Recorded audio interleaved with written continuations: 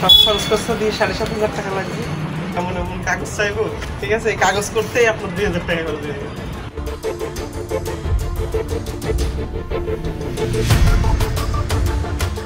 টানা 5 দিন সরেজমিনে পাসপোর্ট অফিসে অনুসন্ধান চালায় বাংলাদেশের খবর, আর সেখান থেকেই উঠে আসে নানান রকম চাঞ্চল্যকর তথ্য।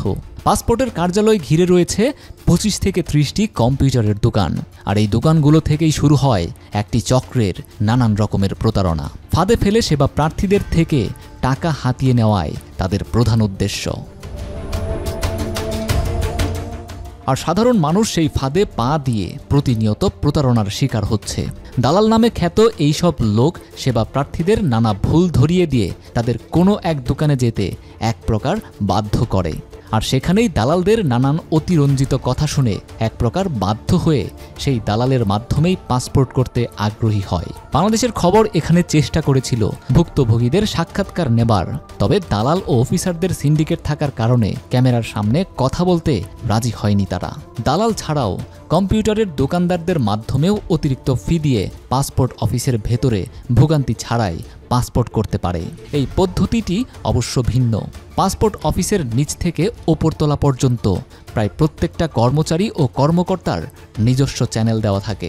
এই চ্যানেল ব্যবহার করা হয় কোনো একটি সংকেত, যেমন কমন মেইল অ্যাড্রেস, কোনো একটি কোড কিংবা ফোনে ছবি তুলে পাঠালেই সেই আবেদন কোনো ভোগান্তি ছাড়াই অ্যাপ্রুভ হয়ে যায়। এনআইডি কার্ডের, তারপর নিজের এনআইডি কার্ডের সঠিক আছে কিনা, মানে এটা হলো লিগ্যাল হইতে গেলে চ্যানেলে গেলে আর সমস্যা, চ্যানেলে গেলে কিছুই লাগবে না, শুধু এনআইডি কার্ডের ফটো। মূলত সরকারি ফি দিয়ে পাসপোর্ট করতে গেলে নানান রকমের ভেরিফিকেশন ও অনেক ধরনের কাগজপত্র চাওয়া হয়, আর সেই কাগজপত্র না থাকলেই ঘুরিয়ে দেওয়া হয় আবেদনপত্র। আবার চ্যানেলগুলোর মাধ্যমে বা দালালের মধ্য দিয়ে গেলে শুধুমাত্র ভোটার আইডি কার্ডের ফটোকপি ও চেয়ারম্যান সার্টিফিকেট থাকলেই আবেদনপত্র গ্রহণ করা হয়। পাসপোর্ট অফিসের আশেপাশে থাকা সকলেই অবগত রয়েছে এই বিষয়টি। এছাড়াও পাসপোর্ট অফিসের দায়িত্বে থাকা আনসার সদস্যদের কাছেও অতিরিক্ত টাকা দিলে তারা নিজ দায়িত্বে প্রথম ধাপের পাসপোর্টের কার্যক্রম সম্পন্ন করে দেয়। দেখা যায় অনেকে অনেক সময় আমাদের কাছে জিজ্ঞাসা করে, তো সেই ক্ষেত্রে আমরা তাদেরকে বলে দিই আর কি, আমাদের হেল্প ডেস্ক আছে 108-এ, ওইখানে যে লিস্ট আছে সিটিজেনশিপ যেটা বলে যে কি করতে পারি আমরা, তাদেরকে আমরা দেখাই দিই। জাস্ট কাগজপাতি ওরকম না, আমাদের যদি কেউ বলে যে ভাই ভুলটা কি, তো সেই ক্ষেত্রে আমরা শুধু তাদের বলে দিই যে জাস্ট এটা করেন, ওই দিকে যান। হ্যাঁ, আচ্ছা, ভুল ত্রুটি কি আপনি বুঝতে পারেন?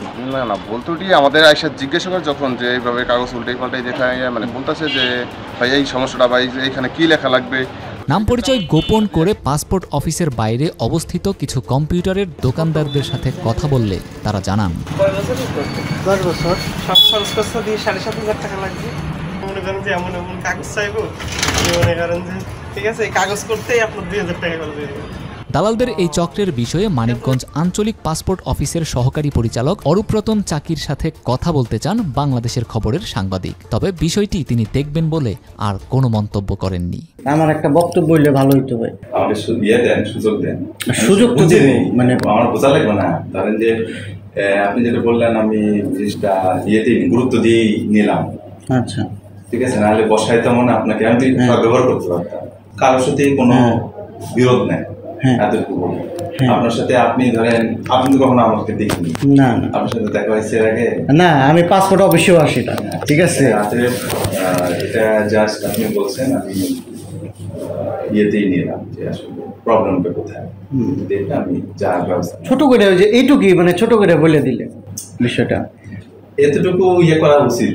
আপনাকে বললাম যে আচ্ছা ঠিক আছে, আপনার কথাটা আমি গুরুত্ব দিচ্ছি, এতটুকু খেলে বললাম। অতিরিক্ত টাকা নেওয়ার ব্যাপারটা এখন নিয়ম হয়ে দাঁড়িয়েছে। কাগজপত্র ঠিক থাকলেও সেবা গ্রহীতারা ভোগান্তির শিকার হয় বলে জানান সুশাসনের জন্য নাগরিক সুজন মানিকগঞ্জ জেলা শাখার সাধারণ সম্পাদক জাহাঙ্গীর আলম বিশ্বাস। যেটা মনে করি, পাসপোর্ট অফিস কিন্তু এখন অনলাইনে করা যায়, কিন্তু আমাদের না জানার কারণে, অজ্ঞতার কারণে আমরা অনেক সময় দেখা যায় যে ভালো বুঝে যে একটু লেখালেখি করে আমরা তার শরণাপন্ন হই। মূলত এই কারণেই আমরা পরনির্ভরশীল হই, সে অতিরিক্ত টাকা নেয়, এবং এই অতিরিক্ত টাকা নেওয়ার যে প্রবণতাটা, এটা এখন একটা নিয়ম হয়ে দাঁড়িয়েছে। পাসপোর্ট অফিসে গেলেই কোনো কিছু লেখা, কোনো কিছু করতে গেলে সেই ধরনের এক শ্রেণীর দালালের খপ্পরে সাধারণ মানুষ পড়ে যায়, যে কারণে অতিরিক্ত টাকা গুনতে হয়। আমি মনে করি প্রশাসন সহ এই পাসপোর্ট অফিসে যারা দায়িত্বরত রয়েছেন তাদেরকে এগিয়ে আসতে হবে যাতে এই অনিয়মটা বন্ধ হয়।